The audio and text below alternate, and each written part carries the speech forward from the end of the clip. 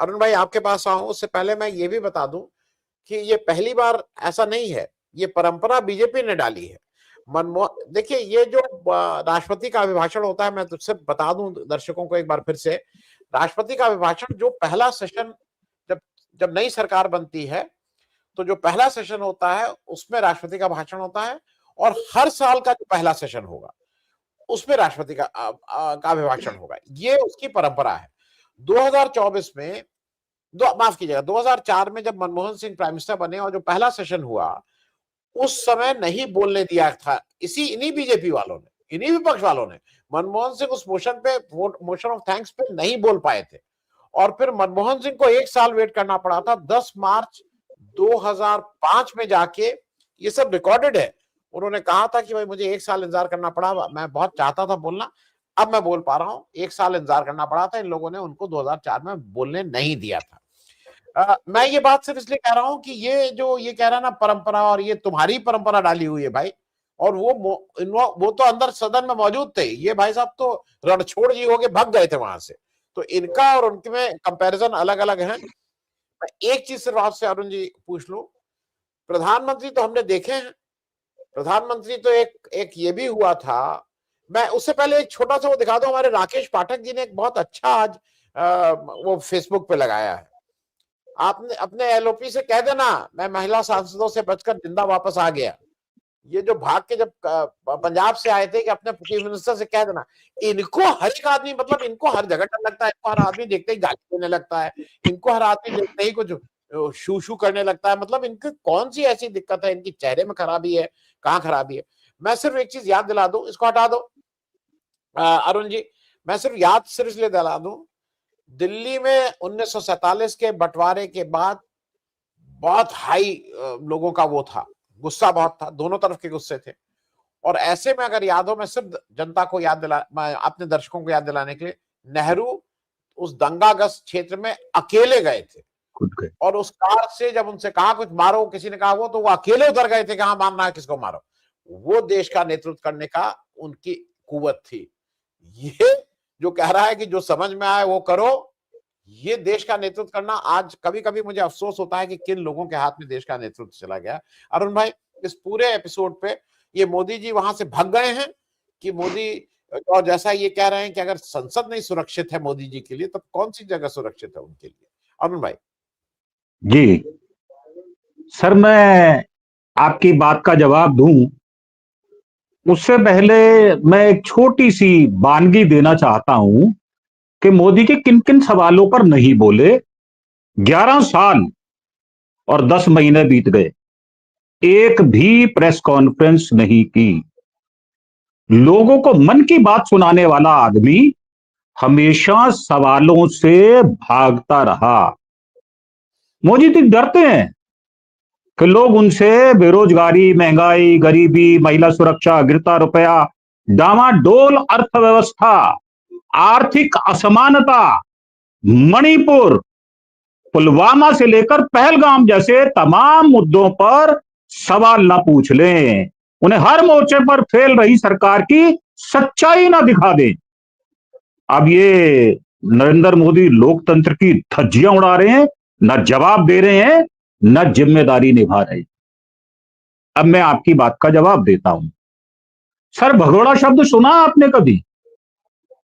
आपने रणछोड़ तो सुना, पर मैं तो भगोड़ों की बात कर रहा हूं। अब मैं आपको याद कराता हूं वो बात जो आज से 20-30 वर्ष पहले की है। आप जानते होंगे, हमारे बड़े अच्छे अहमदाबाद के रिपोर्टर हैं मयूर जानी साहब, उन्होंने कई बार, प्रेम भाई भी जानते होंगे शायद, कई बार ये दोहराया कि मोदी साहब ने भावना चिखा लिया और 4 महिलाओं को आगे करके शंकर सिंह वाघेला पर आक्षेप लगाया था चरित्र का, और उसके दम पर वाजपेयी जी ने उनको आगे किया था। तो आड़ किसकी ली? महिलाओं की। किसने ली? इसी, अब क्या, अब शब्द कह दूंगा तो आप मेरे को टोक दोगे साहब, आप नहीं बोल सकते ऐसा शब्द। हाँ हाँ, नहीं आप शब्द मत बोलिएगा। नहीं, अपशब्द नहीं बोल रहा, अपशब्द नहीं बोल रहा, पर आप ये मुझे बताएं कि भीष्म पितामह के सामने किसको खड़ा करके मारा गया था? ये वही आदमी है, उसी की जात बरादरी का है ये, क्योंकि ये भाग जाता है 16 वर्ष में अपनी पत्नी जसोदा से, और ये किससे रिलेशन बनाता है? खुल्लम खुल्ला नाम ले रहा हूं मैं, आनंदी बहन पटेल से। आपने भी नहीं लेटर नहीं, ये दिखाया नहीं था। नहीं नहीं, अरे अरुण भाई मेरे हिसाब से ये उचित सर नहीं है। सर, ये सुन तो लीजिए मानसी सोनी का आशिक है, ये वो सब महिलाओं का मेरे ख्याल में, इस्तेमाल करता है, नहीं ये नहीं वो मेरे ख्याल आदमी में, है, चरित्र का गिरा हुआ आदमी है ये। अरुण भाई मेरा सिर्फ आग्रह ये अभी है एप्स्टीन आप में किसकी फोटो आई है? ये तो बताओ, उसकी, सच्चाई तो बोलनी पड़ेगी। जो देखिए आदमी इलेक्टेड महिलाओं को, जिन्होंने चुनाव लड़ा, वो जीत कर आई, उनके ऊपर ऐसा भद्दा आरोप लगाता है हमारा बिरला, क्योंकि उसकी 2 बेटियों को आईएएस बनाया गया। और हमारे वो जो चुनाव आयुक्त हैं, उनकी बेटियां, उनके जवाई, क्या क्या नहीं है। सर बोलना तो पड़ेगा। ऐसा चरित्रहीन आदमी देश का प्रधानमंत्री बन जाएगा। पहले तो नेहरू जी का नाम आता था वर्ल्ड लीडर्स में, और उनको क्या क्या शब्द नहीं कहा गया।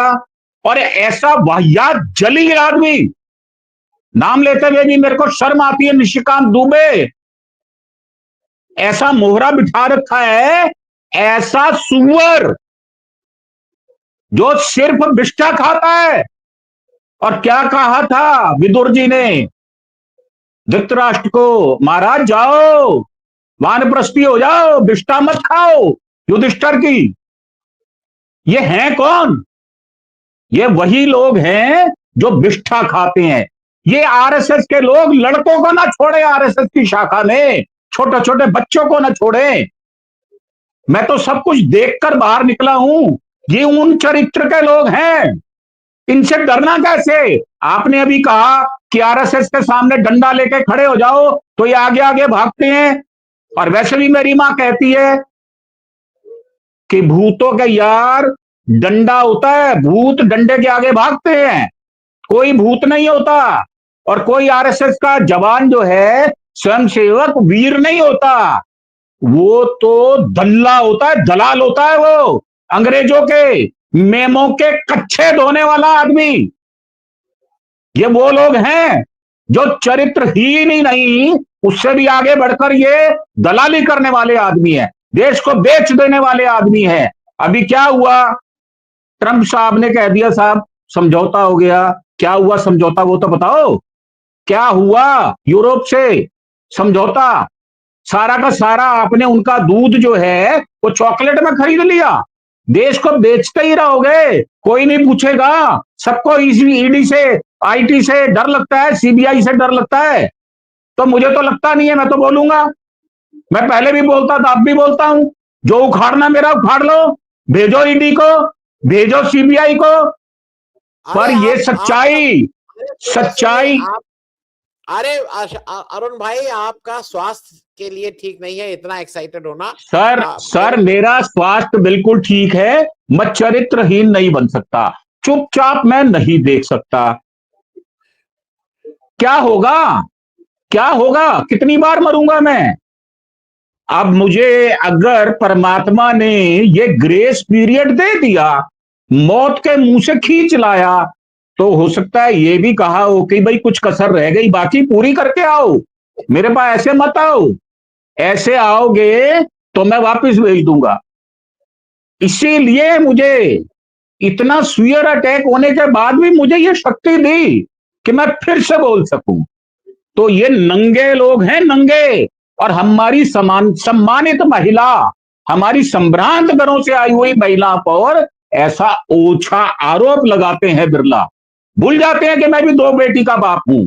अरे भाई, जनता में चुनाव लड़कर, जनता को कन्विंस, किसी भी पार्टी की हो, मुझे कोई लेना देना नहीं है, जनता में चुनाव लड़कर जो महिलाएं चुनाव जीत कर आई, इलेक्ट हुई और बहस में भाग ले रही हैं, वो तर्कपूर्ण बात कर रही हैं, उनको आप ये कहते हो कि आपको संसद के अंदर डर लगता है क्या? कैसा बुजदिल, कैसा ऐसा डरपोक आदमी हमने बिठा दिया जो महिलाओं की आड़ तो लेता है गुजरात में। और आपको यह भी पता होगा, जब पब्लिक रिपोर्टर्स को मारने के लिए आई थी, उन्हीं रिपोर्टर्स के साथ छत पे बैठ गए थे। राजेश ठाकर हमारे बड़े अच्छे रिपोर्टर हैं, कभी उनसे इनकी कहानी सुनना, इनके जीवन का वृतांत, ये वो बताएंगे कि कैसी ओछी मानसिकता का ये चरित्रहीन दुष्चरित्र नरेंद्र मोदी है। तो ये ऐसी आड़ लेगा, और उसी आड़ में मैं सुबेरे ही जानता था, मैंने अपनी पत्नी से कह दिया था ये राज्यसभा में बोलेगा, और ये तब बोलेगा जब सबको भ्रम में ले लेगा। ये ओछा आदमी करता क्या है? ये चीटर है, नौटंकीबाज है, ड्रामेबाज है, और ये वो काम करता है कि जिससे इसमें इसका एक वो क्लाइमैक्स पैदा हो जाए। ये वो आदमी है कि गुजरात में जाकर ये जलूस तो निकालता है, किस चीज का? सिंदूर का, सिंदूर ऑपरेशन का। अरे भाई, हर समय तेरे ऊपर फूल ही फेंकते रहे क्या? यही काम रह गया क्या? प्रश्न करना छोड़ दे। तेरे 1120 जो है, मन की बात सुन ले, मन की बकवास सुन ले, तेरे को कुछ पूछे नहीं। सोने के पत्थरे लगा के पैदा हुआ है क्या तू? तो मेरा मानना यह है, ऐसे आदमी की मैं बिल्कुल इज्जत नहीं करता। ठीक है, ना मैं उसको प्रधानमंत्री मानता। वो चीटिंग करके, बेईमानी करके, हेरा फेरी करके, डकैती करके आया हुआ आदमी है। उससे मैं आपको बार बार कहता हूं, वो गटर में जाएगा, और गटर के बिल्कुल अंतिम छोर तक जाएगा। हर बार इस तरह की कुत्सित गंदे प्रयास करेगा, और निशिकांत जैसे आदमी को अपना बाप बनाएगा।